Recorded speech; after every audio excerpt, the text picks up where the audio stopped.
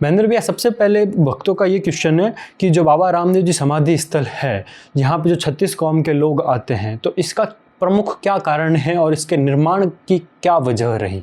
बाबा ने अपने जीवन काल में कभी भी किसी की मदद करने से पहले उनको ये नहीं पूछा कि आपकी जाति क्या है, आप किस धर्म से हो, आप किस समुदाय से हो।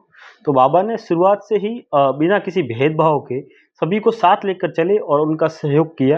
ऊंचो ना नीचो कोई, सरखो सगड़ा में लोई, कुण बामण ने कुण है चमार, सगड़ा में वो ही करतार, के हिंदू के मुसलमान एक बराबर सब इंसान। और दूसरी चीज मैं आपको बताना चाहूँ तो इस समाधि स्थल का निर्माण बाबा ने 1441 में समाधि ली थी। उसके एक वर्ष पश्चात उनके बेटे देवराज जी और साधु जी ने इस समाधि स्थल का निर्माण शुरू करवाया था।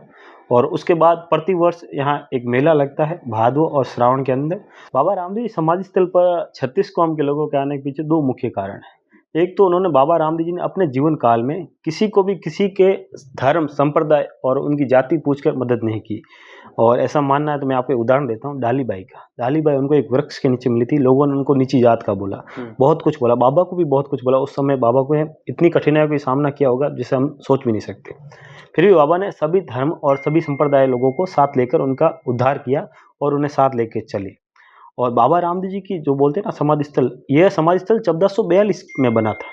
उसमें उनके पुत्रों ने उनका निर्माण करवाया था। जैसे जैसे उसका पुनर्निर्माण भी बहुत बार हुआ है। आज रूप देखते बाबा रामदेव समाधि स्थल में, इसमें कई बार पुनर्निर्माण हुआ है। बाबा बीकानेर के दरबार ने भी करवाया, ये भी सुनने में आया है। ये जो तोरण द्वार है, ये भी बोलते हैं कहीं और से लाए गए बनवा के। एक इंसान उसको कंधे पे उठा के लेके आया, जो ये इतने बड़े हैं। उन्होंने एक वही बोलते हैं, मतलब एक बार आराम लिया था रास्ते में, वो अपने कंधों पे उठा के लेके आया, ऐसा भी सुना जाता है।